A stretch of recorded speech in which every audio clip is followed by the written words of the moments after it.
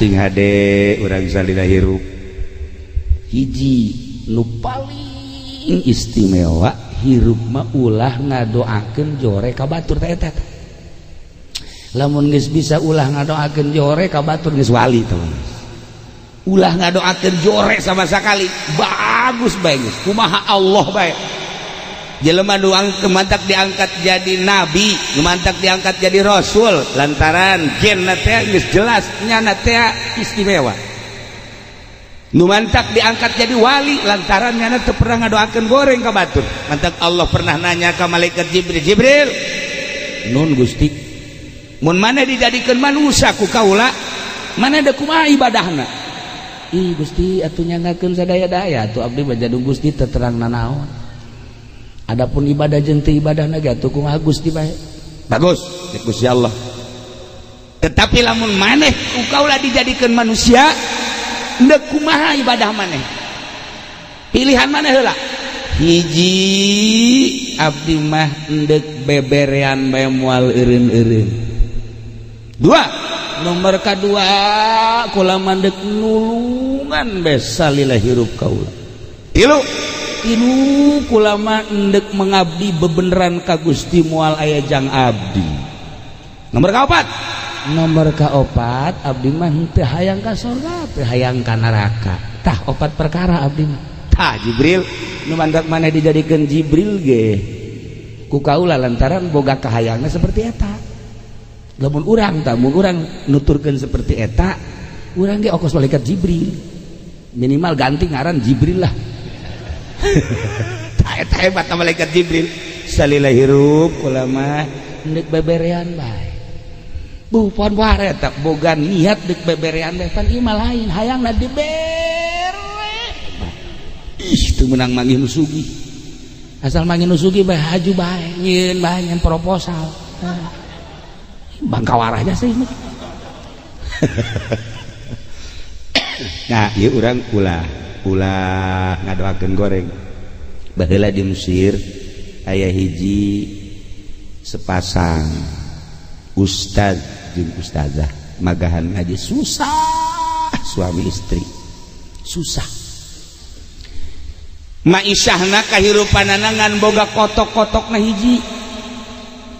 Endogan isuk jual, endogan jual. Eta bae maisyahna tanyana mah geus teu boga naon deui. Bagawe nangan magahan ngaji bae. Tetapi nyana bisa seserian jeung pamajikanana. Lempang indah. Teu pernah bae kadeuleu pasentrok teh teu pernah. Pan urang mah di jero mobil ge teu nanya jeung pamajikan. Hareudang di jero mobil. AC mah AC. Hareudang. Sial teh urang curug tolol. Ieu teh boga naraon tapi bangunan teh adem. Ayam ya Allah eta indah aja serta imah tangga kos gitu teh. Susah tetapi kadeulina halimpu. Nu ngaraji loba. Ayalah pamalingan. Hasud cek babalingan. Ieu ustad bangunna teu pernah bentrok cek kene. Paling ku aing kotokna. Teh emang pamalingan mah kos kitu. Intip pas isya paling bawa isuk-isuk teh ngajual endog teh kan si kiai di deuleu bebeja eueuh cek pamajikanna ka kotokna ge eueuh kotokna eueuh boro-boro ngajual endog urang kotokna eueuh jangan ku salaki aja eueuh geus seserian kabeh ge atuh meureunnan kotok-kotok nu Allah dicokot-cokot nu Allah ku Allah atuh urang lagi atuh nu Allah ieu lang ge urang paeh ku Allah heulah ka cenah geus lah urang mau poe ieu ulah dalalahar ka lah ngeunaheun teh ngadenge kitunya asana tiis teh ka hate ngeunaheun moal aya di curug moal oh sim jeleger atuh aduh jianana jandela peupeus hiji bae mah tenang ya Allah ya Rabbi masyaallah geus tenang tentrem. Lantaran jelema mah lamun pasrah ka Allah janji Allah bakal ditaekeun bakal diangkat ti isuk doang ka zuhur ka asar masyaallah begitu asar aya deui nu mere kotok cak sakawal mah 10 cak sakawal mah 100 nyana mah geus tenang-tenang bae tinggal pamalingan ku ari. Cek pamalingan teh aing lah ya ustad tinggal ustad pencit bae sia. Kotok dipencit.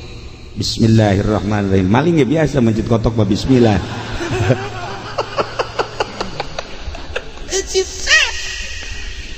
Nu anehna begitu kotok dipencit bulu-bulu kotok kabeungeut narempel jaran adi kabeh jadi beungeut da ieu pinuh ku bulu. Masya Allah cabutan jadi deui harita kene cabutan jadi deui ka dokter terus diberesa jadi deui geus ka dokter terus ka kokolot geus cabutan jadi deui ka dukun jadi deui ramuan geus diinum geus jarah di eta jadi bae.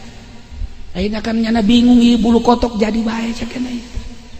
Ayeuna nanya lah nyana ka Ba'dul Arifin mun ceuk urang wali ahli Allah datang nyana ka dieu.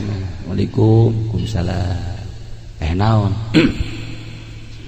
Kula maling kotok kiai. Sia teh ya. Kiai dipaling. Maksudna cenah teh lah. Ulah halalin puting beta kiai. Aju ieu barang dipencit di bulu kotok ka dieu ka beungeut. Geus ka dokter, geus ka dukun, geus ka nu bisa ramuan jadi deui. Nah ieu kumaha cenah kene. Istikharah si kiai teh ka Gusti. Ieu mah penyakit moal cager. Lamun lain didoakeun jore kudu dipalingna. Lamun nu malingna lamun nu dipaling ngadoakeun goreng cager. Lamun encan ngadoakeun goreng mah ieu terus datang ka pae mah cager. Masya Allah. Itu mah hiji sakitu bae geus. Geus atuh kitu mah. Ngutus jangan. Ngutus supaya ngomong jore. Kiai. Lain geri lain boga kotok. Boga. Jadi kotok ka mana? Maling. Nyaon teh nu malingna? Henteu. Kula lamun ngabejakeun nu maling mah isteu kudu. Henteu ieu mah kieu kiai maksudna ieu aya geus nyaho makan kiai deuk kumaha tah deuk kumaha. Atuh doakeun bae doakeun supaya ku galede ku ulah. Sial kiai hese jasa cekep. Hese jasi kiai. Masya Allah terus isuk datang deui ka ibuna. Baji, jadi lain boga kotok, boga cenah. Itu ku hari anu maling cenah kotokna. Nyaon teh nu malingna? Eta urang dia sebenarnya. Urang maman lagi kajian gerak Allah. Lain kitu bi. Aya geus kajauhan mah pan nu malingna bisa dipanggil, bisa dinasehatan atau kurang bisa dicarekat. Ulah nyana nang Allah. Lempang nage nang Allah, maling nage eta teh meunang gerak Allah atuh kumaha Allah bae. Ngagedean buluna. Lain cager. anu diutus dicarekan goblok sia. Kamari mah teu paranjang kieu cenah ieu. Asal beuki bagus bae bulu manjangan. Ya Allah ya Rabbi geus datang deui ka dieu teu daekeun ngadoakeun goreng. Masya Allah eta kiai kuat biasa. Kuat. Akhirna meleh deet nyana datang tadinya. Waalaikumsalam. Isa. Kula nu meuli kotok. Kotok san. Kotok kiai. Oh, Masya Allah. Atuh masalah maling kotok bulu udah jadi kadinya. Ya iya. Jadi kula geus ka mana ieu teh cager-cager.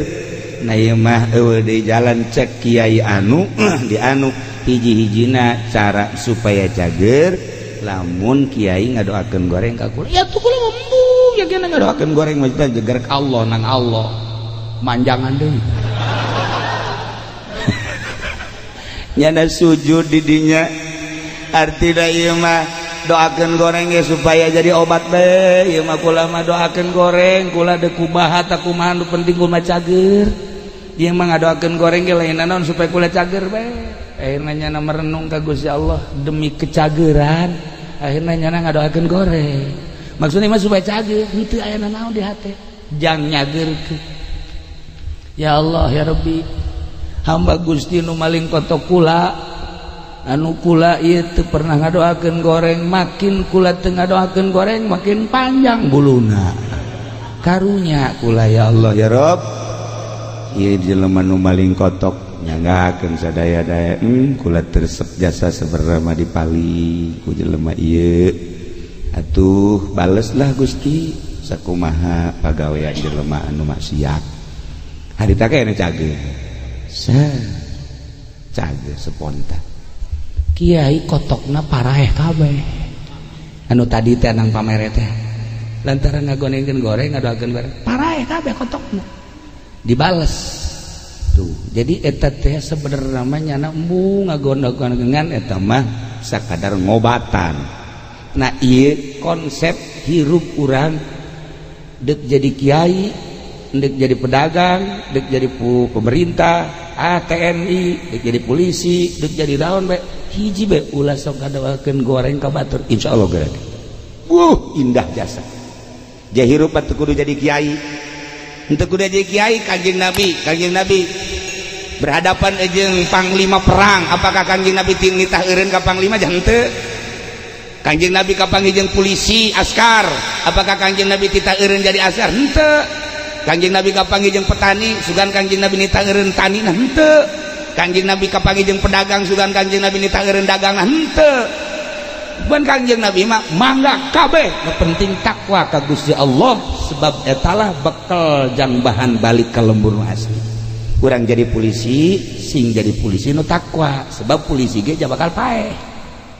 Urang jadi TNI, sing jadi TNI nu takwa, sebab bakal paeh. Urang jadi pedagang lah nu takwa, sebab bakal paeh. Urang jadi kiai lah nu takwa, sebab bakal paeh. Di kiai kalau nu teu takwa, kiai begitu di Lampung mah teh sarua KTP-na orang pondok eta sarua. Nah iyalah, jadi urang kuari berusaha jadi jelema anu takwa ke Allah dengan posisi anu geus diatur ku Gusti Allah.